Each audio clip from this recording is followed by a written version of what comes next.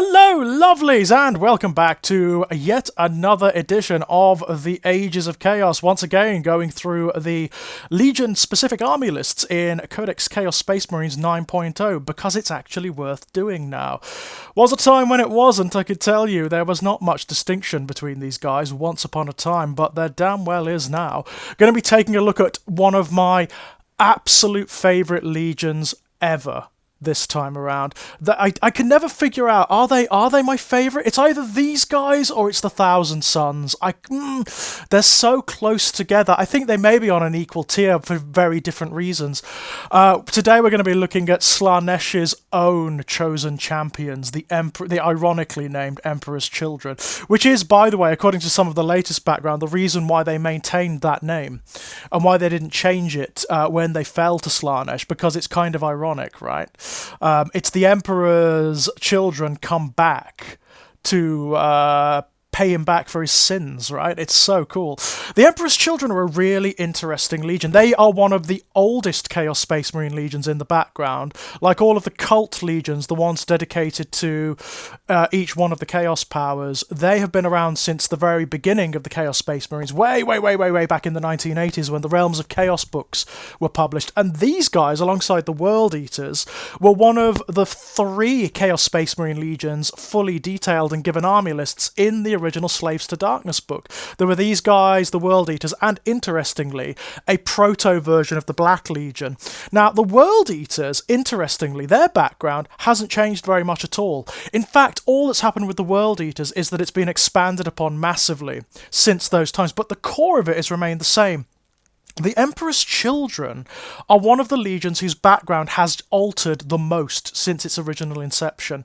It remained consistent for a very long time, and then when the Horus Heresy books came out, it changed dramatically. Like, for example, in the original background, the Emperor's Children were not one of the first legions to side with Horus in the Heresy, alongside the World Eaters, the Death Guard, and so on and so forth. The Emperor's Children were actually loyalists right up until, like, the middle point of the Heresy. They were sent, in the original background, the Emperor's Children were one of the backup legions that were sent alongside the Raven Guard, the Iron Hands, and so on and so forth, to bring Horus to task at Istvan III. So, and of course they ended up being corrupted during a parley with Horus.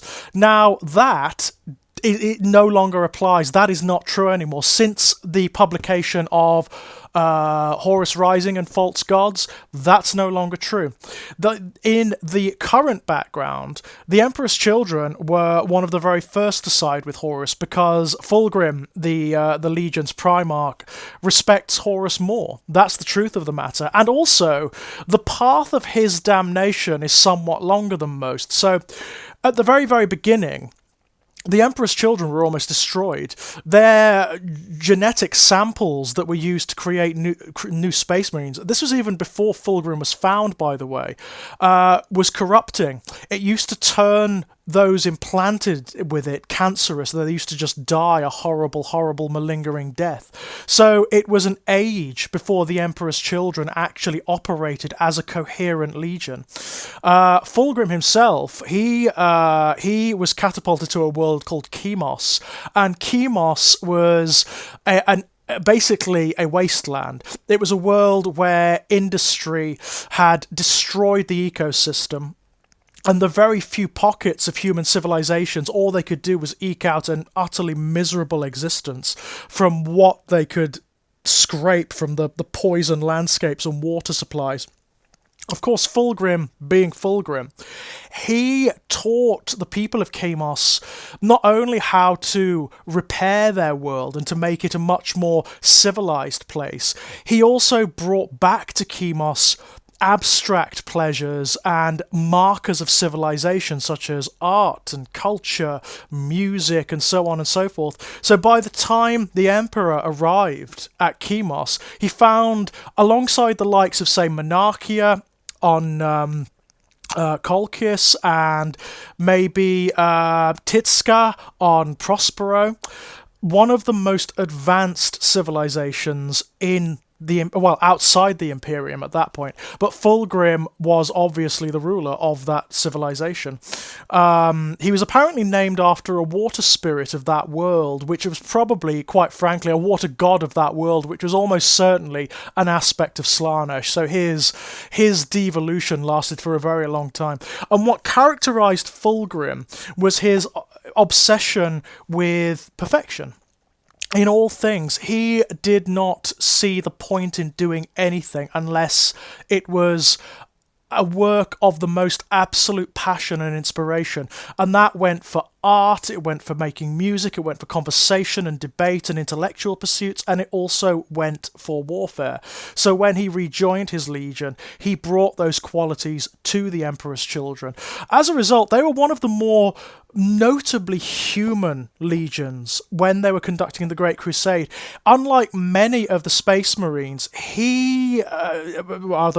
many of the Space Marine legions, he cultivated in them a certain humanity. He wanted them to be more than just warriors. He wanted them to be artisans and to be politicians and to be musicians and composers. What he foresaw was he looked far, far forward to when the Great Crusade was over, and the Space Marines would have to be put to other work, as would the Primarchs.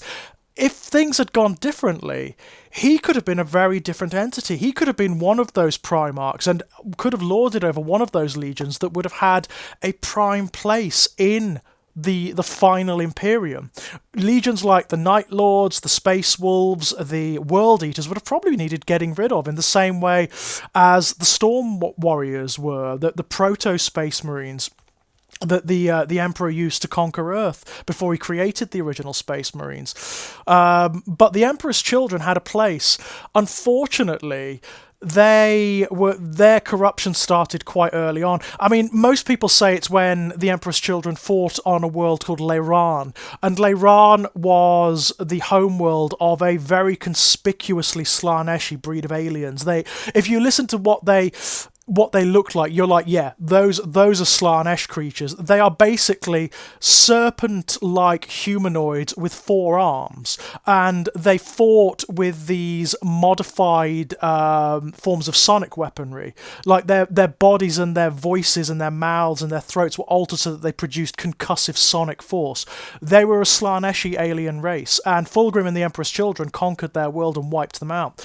In doing so, Fulgrim also claimed a weapon from the heart of the Leiran society, which was a blade, the Leiran blade, which he then resculpted into his own sword. Unfortunately, obviously, that sword was possessed by a Slaaneshi demon, and from that moment on, things went terribly wrong. However, that is kind of an incident, to be perfectly honest. Fulgrim would have fallen, but anyway, whether he picked up the sword or not. The reason being, Fulgrim was a narcissist. He was a complete narcissist. He'd taken the notion of perfection in all things and perverted it, turned it into a matter of ego. So when he claimed the Leiran blade, of course the demon inside already had a foothold. It already got a foothold in his psyche, and it not only managed to pervert him and turn him and his legion slowly and insidiously towards Slaanesh. Towards the very end, when Fulgrim confronted Ferrus Manus in the ruins of Istvan IV, I believe it was, he couldn't bring himself to kill Ferrus, because him and Ferrus had a long-standing fraternity, long before the heresy. They were the best of brothers and the best of friends. So the demon took over and killed Ferrus in his stead. And in a reference to Oscar Wilde, the picture of Dorian Gray, Fulgrim's soul was cast into a painting of himself that was ensconced in one of the Emperor's children's flagships. And for a little while, it wasn't Fulgrim who led the Emperor's children. It was this demon in Fulgrim's skin. However, whilst Fulgrim was encased in the painting, he started to perceive the truth of chaos through the demon, through the senses that he was being shown and the experiences that he was being shown by the demon puppeteering his own flesh. He started to see into the truth of chaos in a very similar way that Lorgar did ultimately. And he found Slaanesh there. He found in Slaanesh the utter perfection, the very manifestation of perfection in all things that he considered to be sacred. And so he actually, by his own admission and volition, threw his lot in with Slaanesh, and eventually found his way out of the painting, reclaimed his flesh, consigned the demon to it, and then it really began. Then he started to lead his own legion in the utter truth of Slaanesh, and from there they were doomed. They were absolutely doomed. They became what they are now. They became slaves to pleasure. Their bodies were warped and transformed to better accommodate their own desires, their own carnal desires. They began to make art from like living subjects, and they started to see art and inspiration in the infliction of pain and the suffering of pain as well. After a while, all sensation became welcome to them as just another consummation of experience. So they welcomed all things. The apothecaries of the Legion, led by Fabius Bile, started to alter their brothers so that their bodies were transformed and reworked so that they could better experience new sensations, so that they could wield like multiple different types of weapons. And also in that process, the first Noise Marines were born. Fabius actually took organs from the Leiran aliens and cultivated them so that they developed inside of a Space Marine. And so the very first Noise Marines were born from that. So the cult of the Noise Marines were born from that. From there on, they went on to basically lead a merry dance across the universe until Fulgrim eventually ascended to the level of Demon Primarch. He was actually, I believe, the very first to ascend to the status of Demon Primarch, the very first. And it was in that state that he led his legion against Terra. They didn't actually take part in much of the fighting on the walls. They actually retreated at one point, and they fell on the civilian population of Terra, and the things that were done to those civilians are not... I mean, the background glosses over it because they could not describe how awful it would have been. And since then, the Legion, after retreating to the Eye of Terror, after an encounter with the World Eaters on a planet called Scalathrax, where both legions were absolutely shattered into various different warbands, since then, they've been enjoying themselves largely. When they retreated to the Eye of Terror, the Emperor's Children were actually one of the most powerful traitor legions for a long, long time. They preyed upon the slaves and scribes of the other legions for material for their debauched orgies and chemical pleasures and whatnot.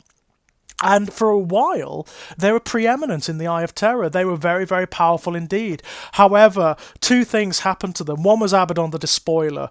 Abaddon shattered their principal fortress by having his pet Psyker, Iskander Kane, throw a warship at it from space psychically. You've got to read Aaron Dembski-Bowden's Talon of Horus to get the full picture on that one.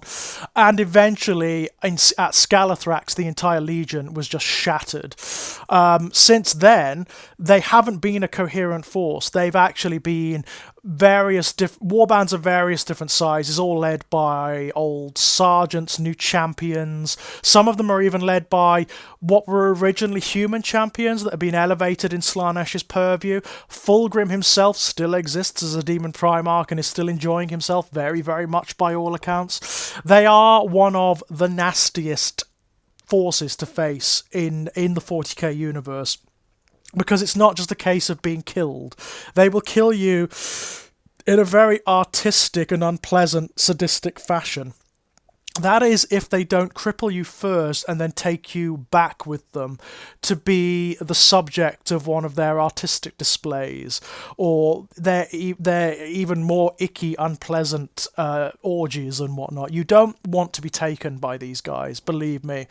Or maybe you do. I don't know. It depends on your proclivities, I suppose. I love the Emperor's Children. There's a lot of Clive Barkerian background in them, just like there is in the Homunculi and the Drukhari. There's a lot of overlap there, by the way, to the point whereby their principal playable character, Lucius the Eternal, looks like a Cenobite. He's even got like the grid work across his face like Pinhead does in the Hellraiser films. Lucius the Eternal, by the way, he is a swordsman and a champion from the Emperor's Children, whose obsession was in his own martial prowess, his own martial perfection. And his whole shtick is that Slaanesh loves him so much that he can't die. If anyone kills him, and takes even a moment of satisfaction in it, then they eventually start to transform into Fulgrim, into Lucius rather, and so he can't be killed. He stalks as like an arrogant killer across the universe, matching blades with whoever takes his fancy, and it doesn't matter to him if he lives or dies, because he's gonna be back very soon anyway. He's a fantastic character. He's never been that great in the game, Lucius the Eternal, until now. He's always been second fiddle to things you could take like, like Demon Princes or certain builds of Chaos Lord. Now he's awesome. He's absolutely brilliant. He's a character assassin. The way he works now is you point him at an enemy character that you want dead, and he will kill it in one-on-one combat. He's quite incredible in that regard. As for the Emperor's Children themselves, I mean, this is technically, because they are going to have their own codex eventually, that's been mooted at this point. However, it's a long way off. We've got the World Eaters coming first. If the Emperor's Children are coming, I imagine it's going to be late next year, maybe into 10th ed even.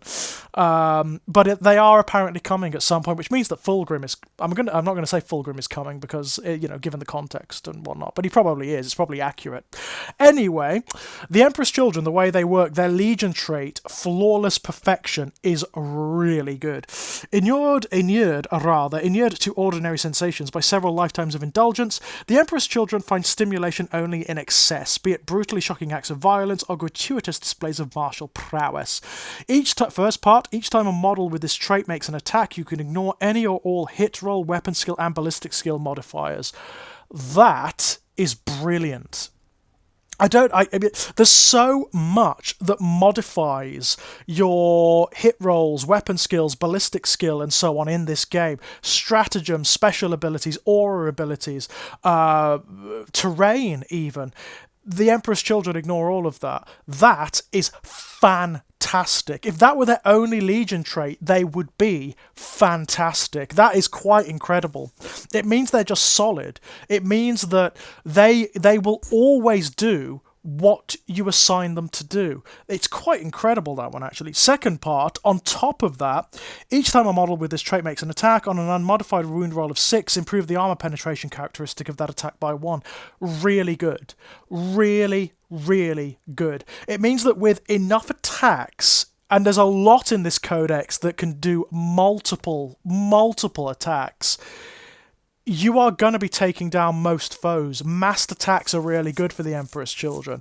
It's situational, but it's very, very, very good and very characterful. Like all of the Legions, they have their own secondary objective, which is very poetically entitled Adorn the Canvas Eclectic. Brilliant. Since their foundation, the Emperor's Children have sought to master every art of warfare, for each new war zone is treated as a gruesome canvas, one to be adorned with the most varied expressions of the Legion's innate superiority. If you select this objective, score 1 victory point at the end of each battle round for each of the following that apply. You control more objective markers than your opponent. More enemy units were destroyed by range attacks made by Emperor's Children units from your army this battle round, than vice versa. More enemy units were destroyed by melee attacks made by Emperor's Children units from your army this battle round, than vice versa. Or more enemy character units were destroyed by attacks made by Emperor's Children character units from your army this battle round, than vice versa. If all 4 of the above apply at the end of a battle round, score 1 additional victory point at the end of the battle round for a maximum of 5 victory points per battle round. It's actually really good and very, very doable, both in part and completely. It's a really characterful and very, very, very easy to achieve secondary objective, that one. You are going to be taking it. It's good. It's really good. Their warlord traits, because they're because they're largely egotists, they're all about the primacy of the individual. Their warlord traits largely enhance the bearer rather than being like aura based, but some of them are. Number 1, stimulated by pain. This is the Cenobitic one. The warlords of the Emperor's Children thrive on pain. The more grievous their injuries, the deadlier they become. Each time this warlord loses a wound, add 1 to its attacks characteristic to a maximum of +3. Each time this warlord regains a lost wound, subtract 1 from its attacks characteristic. When this warlord is destroyed, if it is within engagement range of any enemy unit and it has not already fought this phase, do not remove it from play. It can, after the attacking model's unit has finished making its attacks, be selected to fight. After that fight has been resolved, this warlord is then removed from play. It basically means that the first half is good, situational but good. It basically means that your warlord gets more powerful the more they get wounded. But the second part means that under certain circumstances your opponent's going to be really reluctant to fight them in melee because they can still fight even if they're destroyed. It's actually pretty good. Number 2, intoxicating musk aura. A sickly sweet aroma emanates from this warlord, both delightful and disgusting at once. Very Slaaneshi. A perfumed assault on the senses intoxicates those in its vicinity. While an enemy unit is within 3 inches of this warlord, each time a model in that unit makes a melee attack, subtract 1 from the attacker's hit roll. It's good. It's defensive. Very good on something like a Demon Prince. It would just make it that much more difficult to kill. Or on a Lord Discordant. Very good. 3, unbound arrogance. Very Emperor's Children. This warlord's hubris is both his greatest strength and his biggest weakness. Oh, this one's fun. This one's very silly, but I like it. Each time this warlord is selected to fight, you and your opponent secretly choose a number from 1 to 3 on a dice 6. We suggest turning a dice 6 to show the number, but concealing it behind your hand. Then reveal your choices simultaneously. If the chosen numbers differ, then until that fight is resolved, add the number you choose to the attacks characteristic of this warlord. A lot of people are not going to like that because it's kind of theatrical and weird. I like it. I think it's a lot of fun. It's a little bit more role-playing. It's a little bit more like early Age of Sigmar. It's got that quality about it. Number 4, faultless duelist. A peerless swordsman and an exquisite example of fighting form. Those who lock swords with this warlord do so at their peril. This is the martial perfection element of the Emperor's Children. Each time this warlord makes a melee attack, you can re-roll the hit roll. While an enemy model is within engagement range of this warlord, subtract 1 from the attacks characteristic of that enemy model. Again, it just makes them better in melee. A lot of the warlord traits are like this. They are all about the primacy of the individual because that's the character of the Emperor's Children. That's the way they are. Number 5, glutton for punishment. This warlord revels in every sensation, even ones that would slay a lesser mortal outright.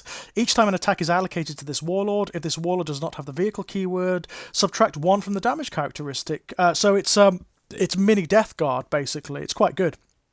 It's mini Feel No Pain. Each time this warlord would lose a wound as the result of a mortal wound, roll 1 dice 6. On a 5+, that wound is not lost. Really good. So he also gets mortal wound negation, which is rare in this version of the game.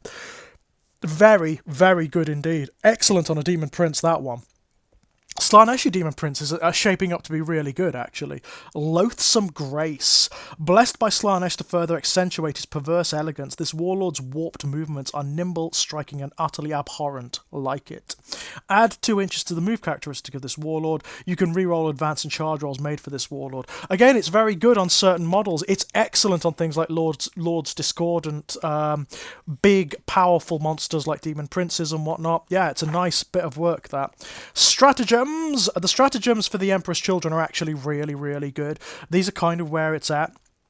Cruel Bladesman. Fulgrim's scions are renowned for their bladecraft, toying with their inferiors while preparing an exquisite, penetrating thrust. No comment. Use this stratagem in the fight phase when an Emperor's Children unit from your army is selected to fight. Until the end of the phase, each time a Heretic Astartes model in that unit makes a melee attack, improve the armor penetration characteristic of that attack by 1, in combination with their Warlord trait, which can also improve the armor penetration. Very good. Very, very good indeed. It's one of those ones that you have to play strategically, but can mean the difference between winning the key combat at the centre of the board or on an objective or not. Honour the Prince. Warriors who venerate Slaanesh through the most graceful fighting forms are rewarded in their endeavours. Use this stratagem in your movement phase or your charge phase after selecting an Emperor's Children Core or Emperor's Children Demonkin unit to advance or declare a charge. If used in your movement phase, do not make an advance roll for that unit. Instead, until the end of the phase, just add 6 inches to the move characteristic of models in that unit.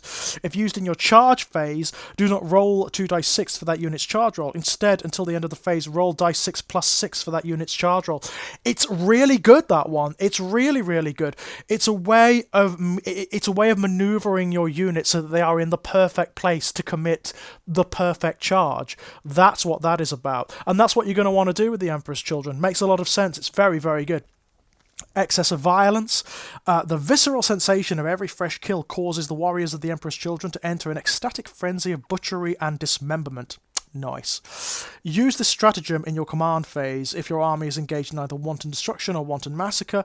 Select one Emperor's Children infantry unit from your army. Until the start of your next command phase, that unit is considered to be engaged in wanton slaughter instead. So it basically means that your Emperor's Children are going to be whacking out more attacks in the early stages of the game, because the Emperor's Children are quite fast, so they're probably going to close with the enemy quite quickly, or certainly charge the enemy quite quickly. So that's quite good. It's not bad at all. Incessant disdain. Contempt for lesser warriors drives the Emperor's Children in their punishing reprisals. Use this stratagem in the heroic intervention step of your opponent's charge phase. Select one Emperor's Children Core, Emperor's Children Demonkin, or Emperor's Children character unit from your army. Until the end of the phase, if that unit is not a character unit, it is eligible to perform a heroic intervention as if it were a character unit. If that unit is a character unit, it is eligible to perform a heroic intervention if it is within 6 inches horizontally and 5 inches vertically of any enemy unit. So it basically means that units can perform heroic interventions when they can't, or do it more efficiently. So again, it's about harassing the enemy.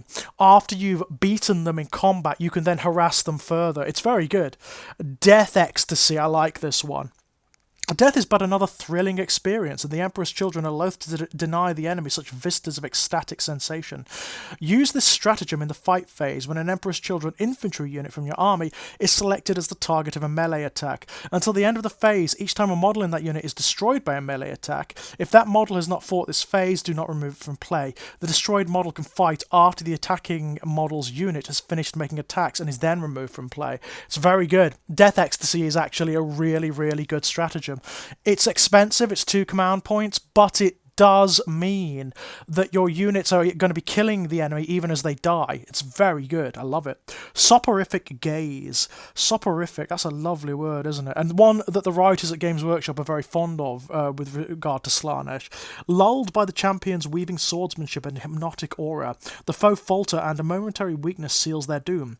Use this stratagem at the start of the fight phase. Select one Emperor's Children character model from your army, then select one enemy unit within 3 inches of it. The enemy unit is not eligible to fight this phase until after all eligible units from your army have done so. Can be phenomenally useful. If there's a particular enemy unit that you're thinking that's within engagement range and you're thinking, oh, I don't want them fighting, use this and you could probably kill them before they fight. It's really good.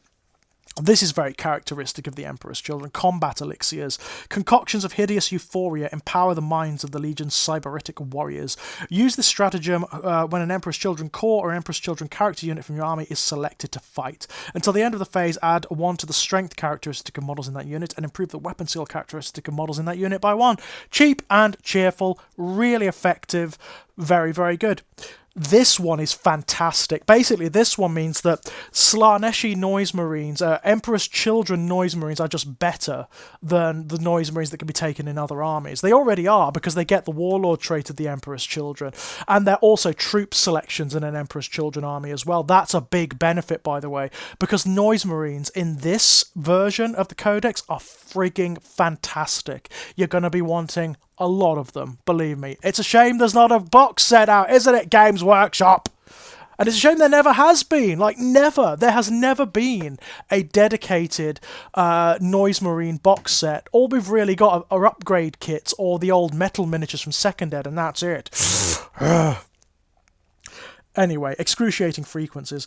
The Sons of Fulgrim were the first to use sonic weaponry and are peerless wielders of deadly sound waves. Use this stratagem in your shooting phase when an Emperor's Children unit from your army is selected to shoot. Until the end of the phase, each time a model in that unit makes an attack with a sonic weapon, on an unmodified wound roll of 6, the target suffers 1 mortal wound in addition to any normal damage. A unit cannot suffer more than 6 mortal wounds per phase as a result of this stratagem, so utterly brilliant.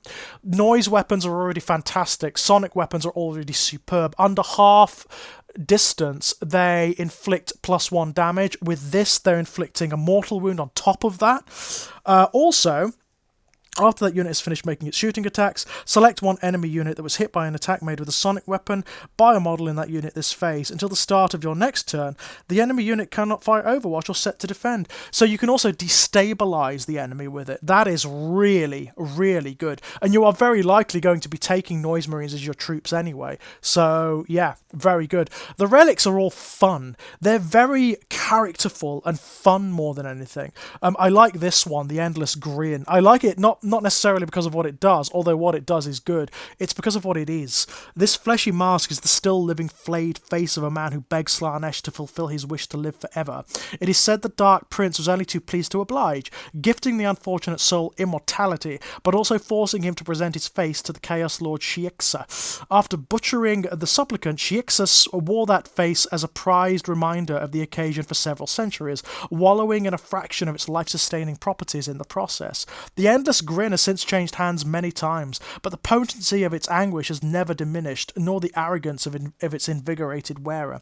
So basically, it's protection. Each time the bearer would lose a wound, roll 1d6. On a 6, that wound is not lost, so it's a shrug. That's really good.